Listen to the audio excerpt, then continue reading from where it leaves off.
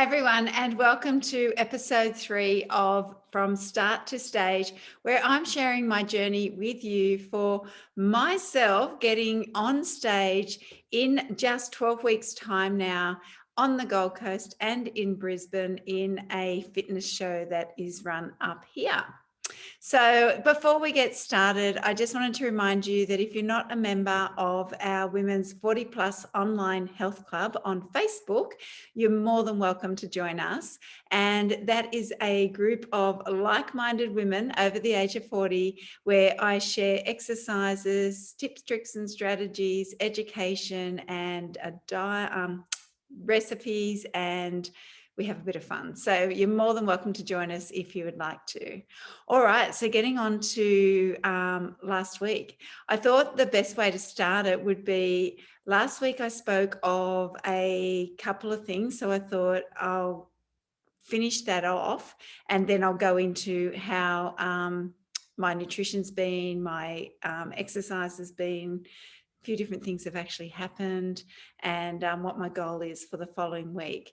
So last week I shared with you I was having back problems and my goal was to go to the doctor, which I did, and we were waiting on results. So the results have come through and the results have shown that I have mild degenerative, what does it say? It says I've got mild degenerative L5 S1, which is basically down the bottom of your spine, facet joints, and it's causing basically mild nerve compression.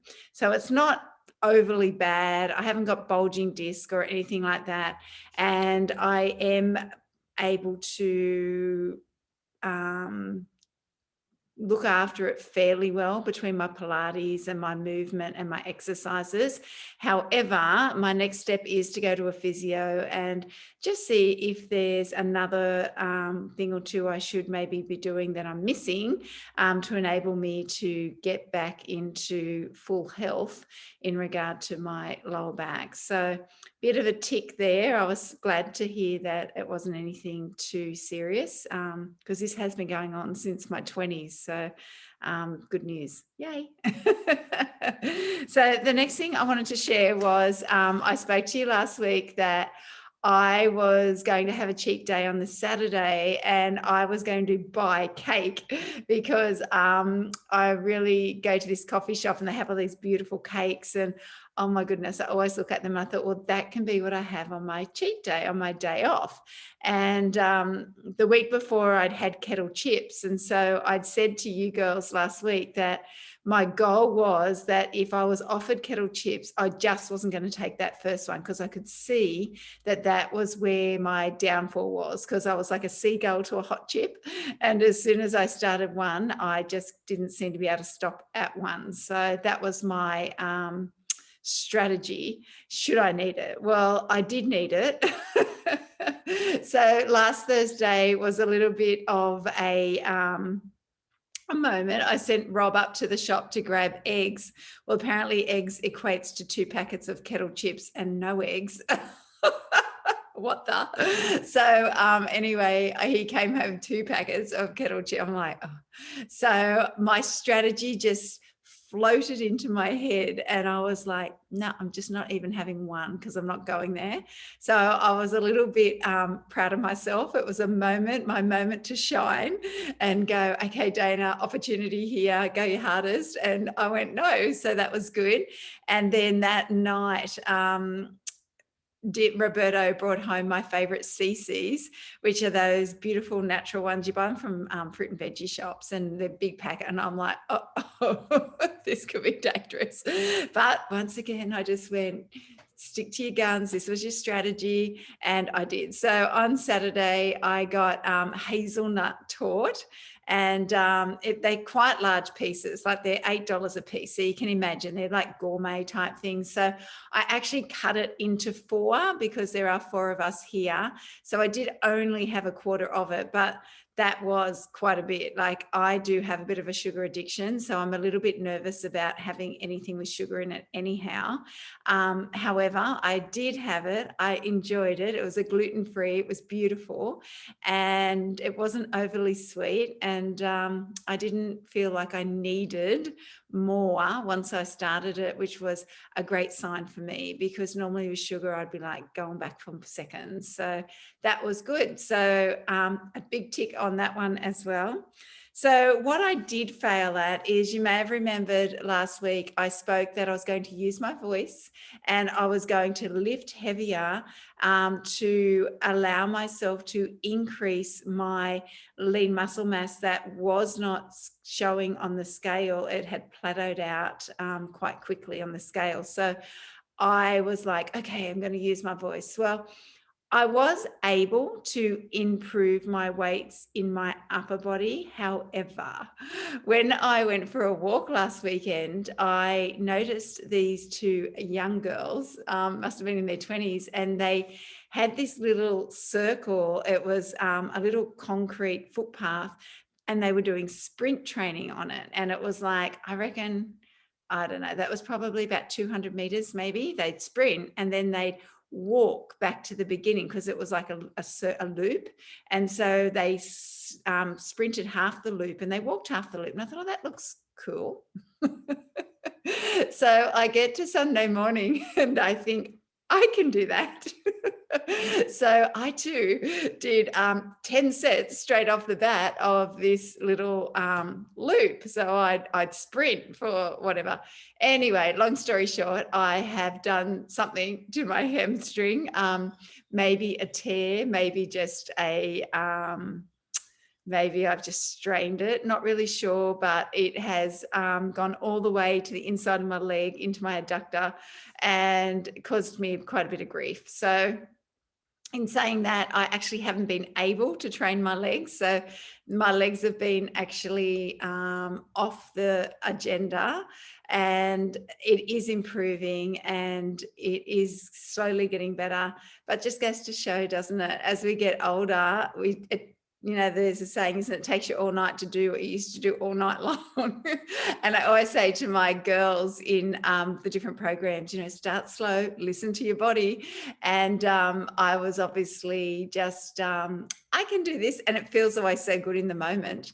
And it didn't feel so great when I was injured the next day. So anyway, long story short, it's coming good. I'm doing all the right things for it, resting it and icing it and doing some gentle stretching, and it's coming good.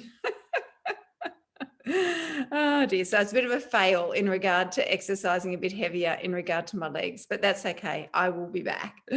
And what did the scale show this week, girls? So it's my weigh in this morning, and this was actually a really positive outcome, which I was really proud of. So the scale showed that I gained 700 grams. So for some of you going, what does that mean? But remembering, it's all about body composition. So it's about how much body fat am I holding, how much lean muscle mass am I holding, and the aim is to increase my lean muscle mass through this journey and to decrease my body fat. Because ultimately, the more lean muscle mass I have, the better off I am. My body will be acting younger. I will also speed up my metabolism, and less body fat obviously is a good thing as well. So remembering, I've got scales that are called body composition scales. They're called Tanita, Tanita. If anybody looks at buying them, I bought mine from Myers, but you can buy them at a chemist. Lots of places have them. They're about $100. And I don't say they are 100% accurate, but they are a form of measurement. So I always measure myself the same time every week, straight out of bed. And yes, so it showed that I'd put on 700 grams, but it showed I'd lost 0.3% of body fat, and I'd gained, I went from 45.8% to 46.5% in my lean muscle mass. So that is actually a positive outcome. So 0.75% of lean muscle mass and gaining 700 grams, but losing body fat. It's perfect. That means that I've increased tone and decreased my body fat. So that was a really good outcome today. So I was really happy with that. So that's a big tick. So what my week looked like nutritionally, I will just say that sometimes I'm like busy and I can be out and about mid-afternoon a lot of the time, and just running around, and I am meant to eat like every 3 hours or so. And so I just want to share with you girls what I do is I always keep like a protein type bar in my handbag. So I never go without. I always make sure that I've got protein, because that's what's feeding my lean muscle mass and helping me to gain strength, gain lean muscle mass, and help me to lose body fat. So what I like about these protein bars is there is 14 grams of protein in one of these, but there's 0.4 grams of sugar. So it's not even 1 gram of sugar. And carbohydrate is 1 gram as well. So it is like protein. It's got fats in there, 6 grams of fat, super low in carbs, super low in fruit. And I like that for the afternoon, because I'm the type of girl that uses all my energy of a morning, and I do tend to get quieter of an afternoon. I've never been a party girl of an afternoon or a nighttime. Someone said you'd be so much fun to have at a party, and I said, yeah, only if it was breakfast. Like, but lunchtime it's all over, Red Rover. I used to say to my class, when you're a kid and you dream you were going to be something when you grew up. Well, I used to have those dreams. I was going to be a rock band singer, but I was saying to my group that it would have to be lunchtime that I rock it out, because I've got to be home before dinner. I've got to be home by dark. So I'm not the party animal, girls. But anyway, so because I don't use a lot of energy of the afternoon, I find that this sort of thing is perfect for me, because it is more protein, which is going to feed my lean muscle mass, and good fats, which is essential in our diet anyway to help us with our hormone health. And so they're good. The other thing I just wanted to share with you in regard to nutrition is sometimes I've been finding all the protein that I'm meant to eat can be a bit overwhelming for me. Like, I'm meant to have 200 grams of protein for dinner, and that can be a little bit, it's a lot for me. Like, I've been normally eating about 120 grams. So what I've been doing is I've been having a yogurt after dinner. So I've been having my 120 grams, but then I've been having a yogurt afterwards. And I just want to share this with you. I don't know if you've seen these. They're available in Woolworths and Coles, and they're only 2 grams of sugar per serve, but they are 11 grams of protein, and they are got no nasties in them, 0 nasties, it says. And so I think these are fantastic. It's really lovely flavor. They're vanilla, this one. And just to share with you, is 75 calories. It's really low in calories. So I just want to share that with you as well, because I know if you're following my journey, that if I can give you some tips as to different foods that might help you to sort of stay trim and to help you to maintain your body shape, I'll help you along the way. So I just wanted to share that. So nutritionally, I'd say I went pretty well. I'm a pretty habitual type girl. I love preparation. So I always prepare on a Sunday. I do preparation. I do a big thing of pumpkin where I bake it, so it's all done. I always make sure I've just got in massive amounts of green fibrous vegetables. I make sure I've got in my protein, my salmon, my tuna, chicken if I'm having chicken, eggs, yogurt, cheese. So I make sure I've got all that in there. And so as long as I've got food in the cupboard, I'm a pretty habitual type girl. So food's gone well. And exercise, I think I explained to you where I went wrong with my exercise this week, just doing a bit of an injury to my hamstring, but it is coming good. So that's okay. I'm not stressing about that at all. So just to share with you what my goal is for next week, because my lower back is sort of still a little bit stiff and I've done a hamstring insertion injury, I've decided what I need to do is to bring more stretching and mobility work into my training regime. And so I've decided that that's going to be one of my goals for next week. And so this is how I create a new habit and be successful in it. What I do is I go, this is what I want to do. This is what I need to do. Now, if I left it at that, the reality is probably never going to happen. The intention is there, but I haven't really made a plan. So what I do is there's a guy out there called BJ Fogg, and Fogg, I think it is, and he wrote a book called Tiny Habits. And I really love his ideas of how you not only get rid of bad habits, but how you create good new habits. And for instance, for him, he was saying like to be able to lose weight. Anyway, long story short, what he says is when you want to create a new habit, link it to a current habit. And that way it's easier and you won't forget. For example, I was low in my last blood test in zinc. And the doctor said, I want you to go on some zinc. And so I kept forgetting to have it, and I kept it in the kitchen, and my naturopath lady at the health food shop said, don't take zinc with your iron supplement because it will stop the iron from absorbing. So it's really important you take it at the other end of the day, which meant I had to take my zinc of a nighttime because my iron was low as well.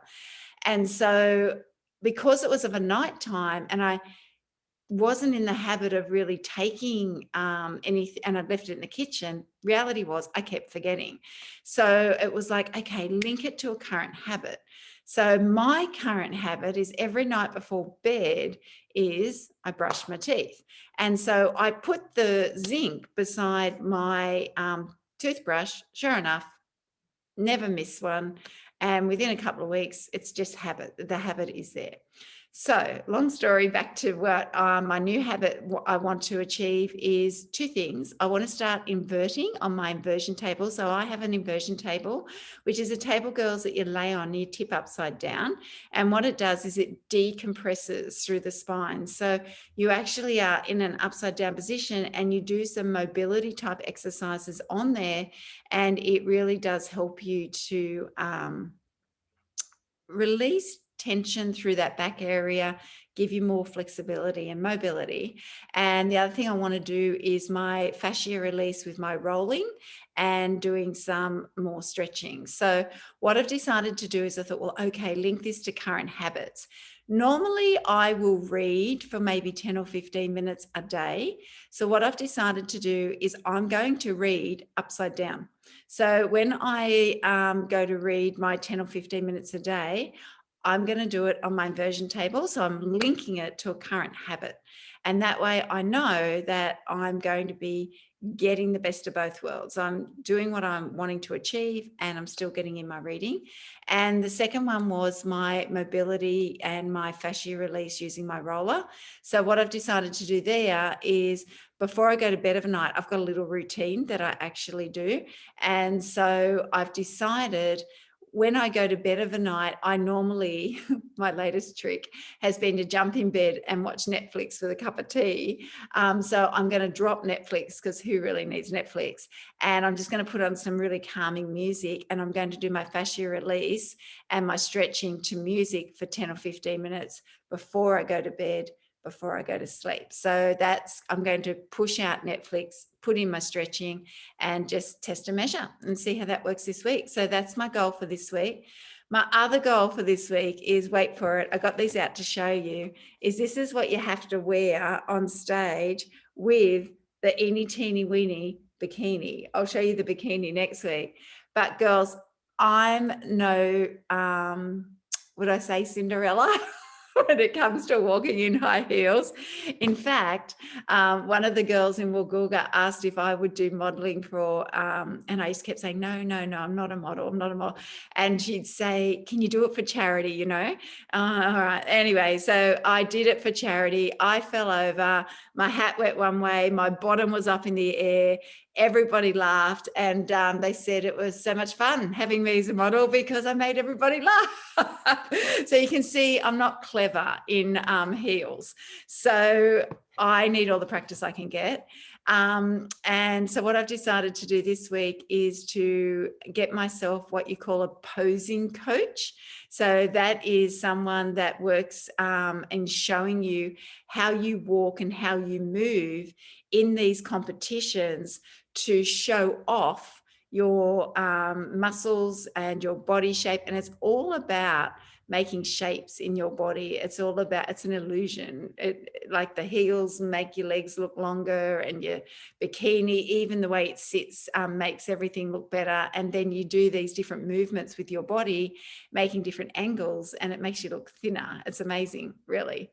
And so that's my goal for this week as well. So it's to get in stretching, to get in inversion, and to get in contact with a posing coach so I can start to practice in my heels so that I don't make a fool of myself on stage and end up with my bottom in the air. Because if it's going to happen to anyone, potentially could happen to me.